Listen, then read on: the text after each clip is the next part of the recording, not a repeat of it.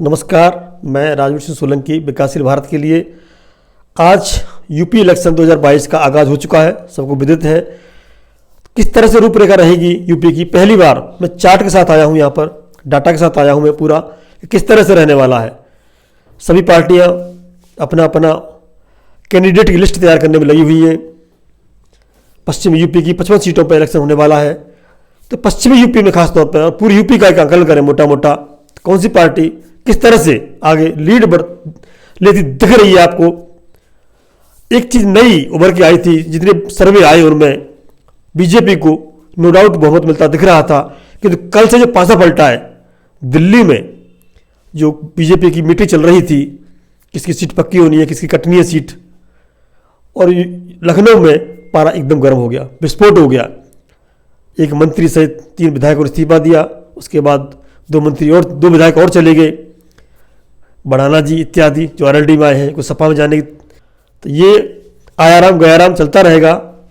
हमें आपको दिखाना है कि राजनीति किस तरह करवट बदल रही है और क्या माहौल है यूपी का। चार्ट पे चित्र में दिखाया था आपको, लोग अपनी अपनी पार्टियों को जिंदाबाद करते हैं, दूसरी पार्टी को मुर्दाबाद करते हैं। क्योंकि यहाँ पे देखिए यूपी इलेक्शन 2022 403 सीट है टोटल, 403 सीट। इसमें 15 करोड़ करीब वोटर हैं, सारे 15 करोड़ 2,84,005 वोटर हैं।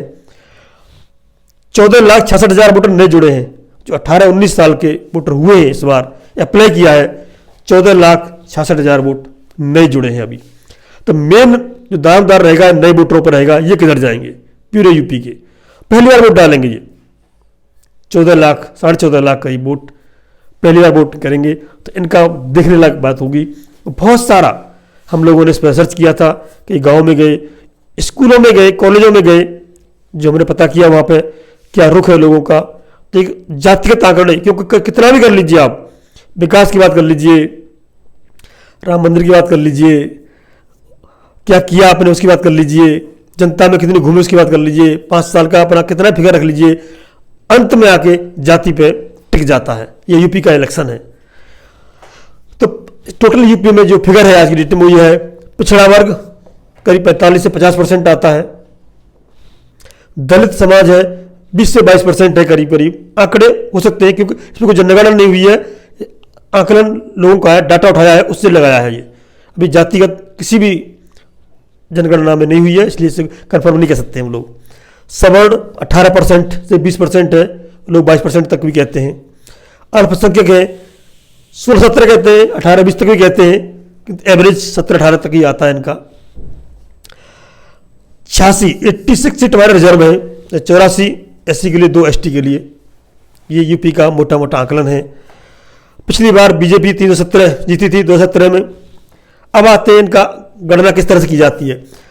पिछला वर्ग में यादव हैं, कुर्मी है, मौर्य है, लोधी है, निषाद है इत्यादि हैं। तो किस तरह से राजवर्ग करीब 3% है, और ये करीब 12 जिलों में प्रभाव है इनका, और 35 से 40 सीट इनका प्रभाव रहता है।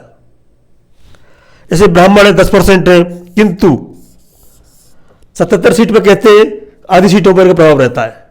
ये ऐसा वर्ग है 10 से 11% है ये, किंतु इनका 77 नहीं, करीब 50% सीटों पर प्रभाव रहता है। ऐसे ही जाट कुर्मी मौर्य कुशवाहा हैं 50 सीटों पर, 55-60 सीटों पर और 60 सीटों पर। ये जातिगत किस जिले में, कोई जिले में किसी की संख्या ज़्यादा है, किसी जिले में किसी की संख्या ज़्यादा है, इस तरह से रहता है ये। अब आता है कि कितना परसेंट अलग अलग निकाली जाए, तो यादव करीब ओबीसी में 11% है, कुर्मी, लोधी, मौर्य अलग अलग है इनका। ऐसे दलित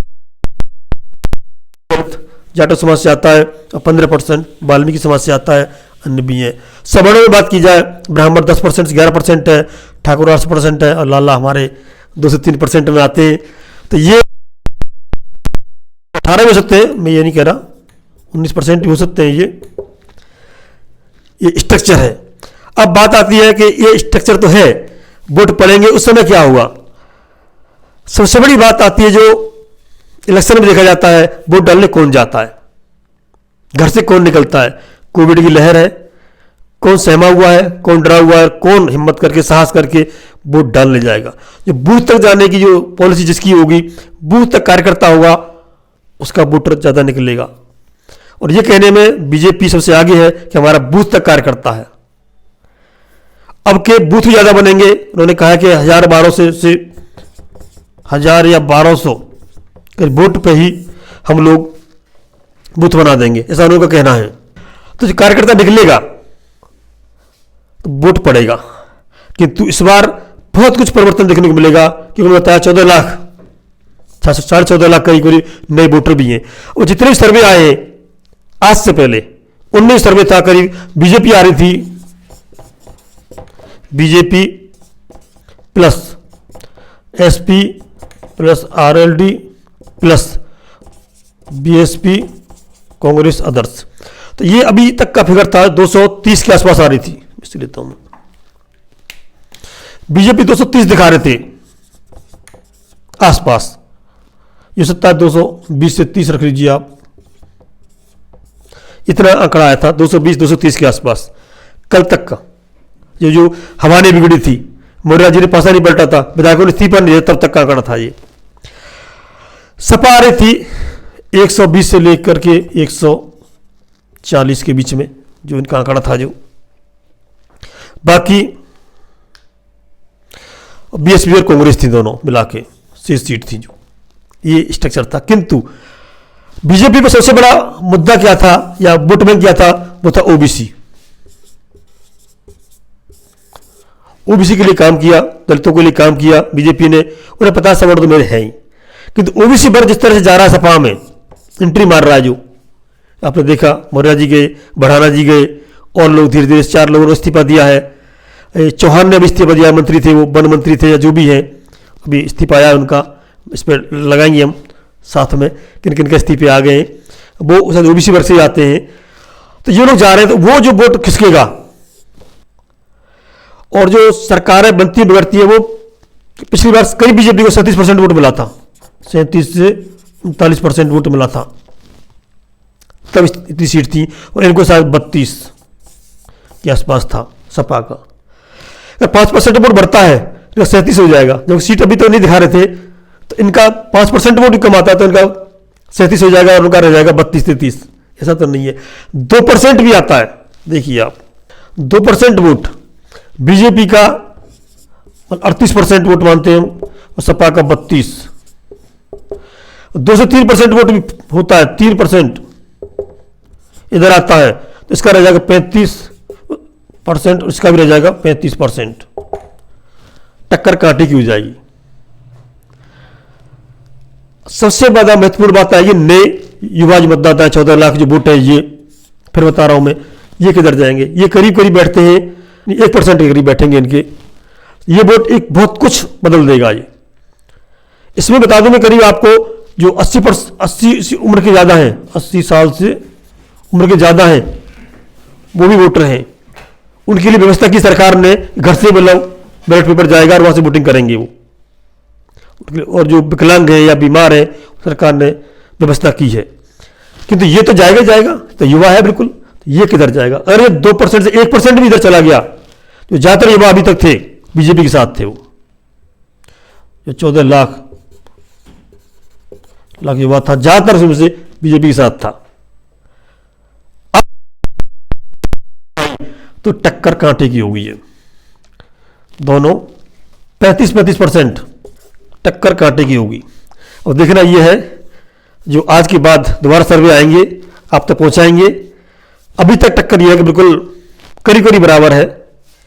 और जैसे कि बीजेपी अभी मनोबल की वो कर रही है, उनको वापस लाने की बात चल रही है, तो कितना वोट परसेंट रुकता है और कितना टूटता है, देखने वाली बात होगी।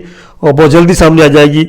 हम आपसे फिर दोबारा मिलेंगे बहुत सारे सर्वे के साथ में, इसी तरह से लेके कौन सी सीट शेयरिंग। अब पश्चिमी यूपी अगला जो हमारा फोकस रहेगा, तो ओवरऑल यूपी का था, कितनी परसेंटेज कहाँ है। पश्चिमी यूपी में जो पहला मतदान होने वाला है, जो 10 करीब 55 सीटों पर होने वाला है, वो उसकी जो कौन कौन सी सीट है, बात सीट वाइज लेके चलेंगे हम आप यहाँ पे, उनके साथ आएंगे। और उनमें कितना, किस जाति का वोट किस तरह जाने वाला है, कौन सी पार्टी कितनी पहले सीट ली थी, पिछली बार, इस बार कौन कहाँ आगे निकल रहा है, सारा आंकड़ा आपके साथ होगा। सबसे ज़्यादा बीजेपी ने करीब 70 से 75% सीटें जीती थी पश्चिमी यूपी से। उसका आंकड़ा लेके आप साथ चलेंगे, बने रहिए हमारे साथ में। अगला जो पड़ाव होगा पश्चिमी यूपी का होगा, पहले फेज की वोटिंग का होगा। जय हिंद, जय भारत।